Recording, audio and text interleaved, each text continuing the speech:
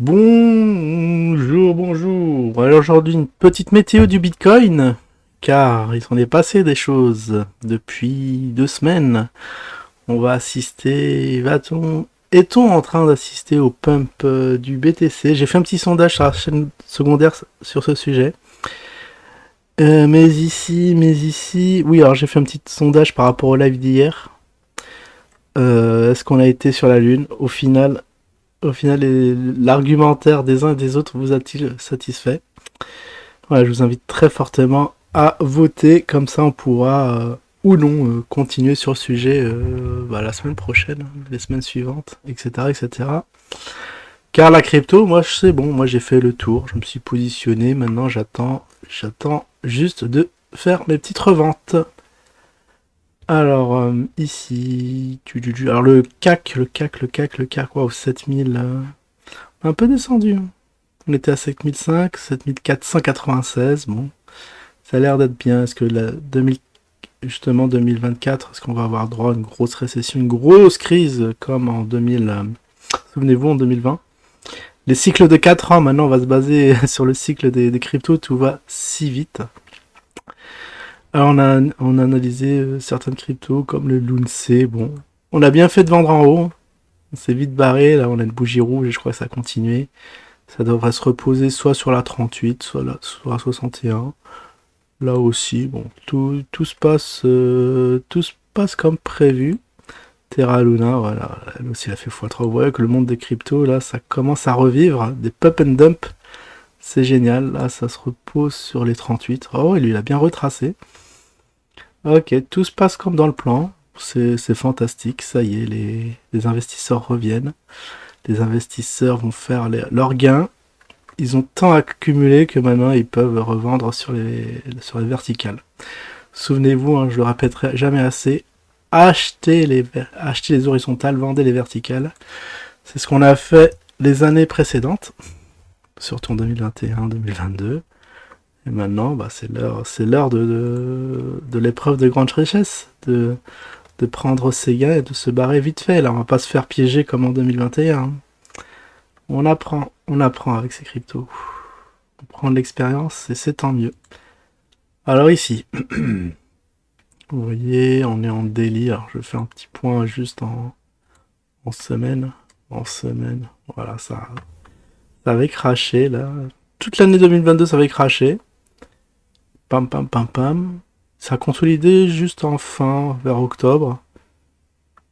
C'était là qu'il fallait acheter en masse, mais bon, manque de liquidité. Maintenant, ça remonte. 2023, ça a monté petit à petit. Et là, vous voyez, là, ça monte en flèche. Maintenant, on a trop de liquidité. Alors, c'est vrai que ma stratégie, j'ai pas pensé à ça. C'est que lorsqu'on a, on a tout vendu et qu'on a les poches pleines, qu'est-ce qu'on fait? Parce que tout est en train de monter. Sur quoi on se positionne? Faudra que je vais l'affiner. Pour l'instant, j'ai pas de réponse. Bon, j'ai pas encore énormément de liquidité. J'ai juste, je sais pas, 400 ouais, presque 500 balles qui dorment alors que je suis sûr que je pourrais les allouer sur des actifs où je me suis pas encore positionné et qui sont toujours en train de ranger. Par exemple, le Jansmi, on m'a dit que c'était n'était pas trop tard. Bon, à voir. On en parlera mardi. Mardi, ouais. On va faire du stock picking. Non, c'est à ce qui pourrait ressembler du stock picking, mais c'est juste du crypto picking. Une petite sélection des pépites à venir. En tout cas, là, bon, le marché directeur se porte extrêmement bien. L'ETF BlackRock, bon, on avait la date à ce qui paraît, il y avait la date depuis très longtemps. Ça va être courant mi-janvier qui vont donner leur avis définitif. Apparemment, ça sent bon. Ils sont en négociation. BlackRock sonde un peu les marchés, anticipe un peu leurs clients pour savoir si est-ce que vous allez acheter des ETF. Apparemment, c'est acté. Bah, le truc extraordinaire, ce serait que, ah ouais, vous imaginez que ils ont pas l'accord. Ça plonge très fortement et après qu'au final, je sais pas, 2, 3 semaines après, un mois. Non, non, finalement, tenez. Oh là là, ça c'est un scénario extrêmement naïf. Mais c'est le scénario catastrophe extrêmement naïf, mais vous imaginez si c'est ça? Ça cadrerait exactement dans nos plans. Parce que moi j'attends quand même un petit retracement du PTC. Faut qu'il y ait un truc de panique là avant la fin de l'année qui le ferait revenir à 20K. Ouais, 20K, 15K, un truc. assez extraordinaire. Bah, on peut même tracer... J'ai tracé le Fibo? Ah, ça y est. Ah, bah, je vais retracer le Fibo. J'ai fait le Fibo, j'ai estimé que le point haut était là. Parce qu'on est parti sur une nouvelle vague. Non, on n'a pas retracé. Parce que là, si ça avait retracé, on aura atteint les 33, mais ça n'a pas arrêté de monter. Du coup, on va remonter la petite vague. On va dire que le point haut est là. Et on va juste redéplacer le retracement à 38, 38,6. Alors ça nous amènera à combien? Non, à 61,8 plutôt. Parce que bon, après ça peut être rebondir sur l'un ou sur l'autre, mais là, ça pourrait rebondir ici. Bon, on va anticiper les deux scénarios. Mais j'attends un retracement beaucoup plus violent là pour faire paniquer. Pour que, ouais, pour qu'on voit tous les youtubeurs dire bear market, bull trap. Enfin bon, c'est... Si vous regardez les années d'avant, hein, les vidéos de 2000, hein, c'est ça. Hein.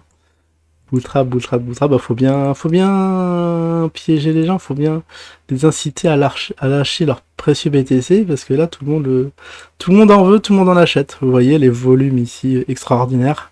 Je crois qu'on n'a jamais, on bat des records de volume. On bat les records de 2000, de 2021. Attends, là on a 2022, 2000, regardez, c'était... Quoique, non, je m'emporte un peu.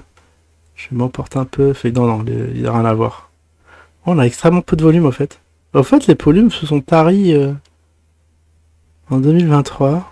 2023. Là, on est en 2023. Ah, peut-être je dis pas n'importe quoi. Peut-être que, effectivement, j'avais raison qu'en 2021, on avait des petits volumes. Ouais, c'est bien ça. Ils sont en 2023. Non, plutôt en 2022 où ça a batté des records de volume. Ah d'accord, et après ça s'est effondré. En fait, ça c'est bien, si on regarde les volumes ici, entre juillet 2022 peut-être, et mars 2021, bah, les gens ont acheté la descente, mais il fallait liquider. Là je regrette, là, bon après c'est facile de refaire le match une fois que c'est passé, mais voilà pour le prochain cycle. Hein. Je crois après la prochaine bulle, bah, j'aurai la liquidité, je vais faire pareil. Hein. Pendant les années de crise, je vais acheter. Hein. En tout cas, c'est ce qu'ils font. On va faire pareil et ça a l'air de porter leurs fruits. Bah oui, ceux qu'ils ont accumulés dans les 20, dans les 21, dans les 21, bah ils sont bien là. Ils ont fait plus de x2. Donc ils pourraient, voilà, le faire plonger. Ils pourraient jouer avec.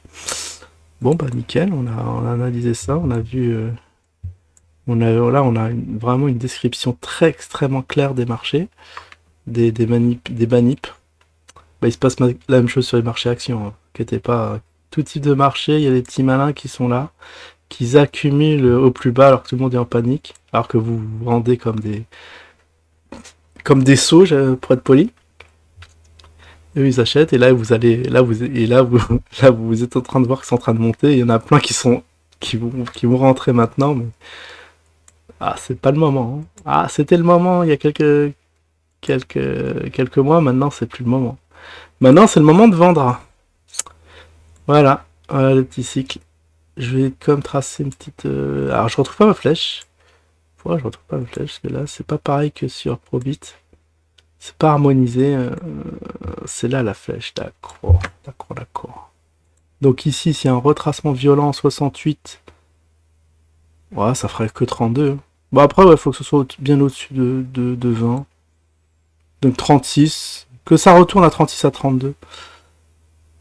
C'est dommage. Moi j'attends de vendre à 48, mais peut-être qu'on les aura pas. Bah je verrai de toute façon. De toute façon, je pense que dans une semaine, juste, je sais pas, la semaine d'avant Noël. C'est quand Noël, c'est dans 2 semaines. Courant semaine prochaine, je vais peut-être larguer un peu de BTC. Surtout si je vois des bougies rouges. Bon, pour l'instant, c'est vert, donc tout va bien. Ça peut peut-être aller à 48, mais si ça, c'est pas le point haut, enfin, si ça continue à monter, bon, à 48, je largue, bien évidemment, c'était mon plan. Mais si, je sais pas, si déjà, d'ores et déjà, ça commence à faiblir, là, dès semaines prochaines, je revendrai et je rachèterai à 32.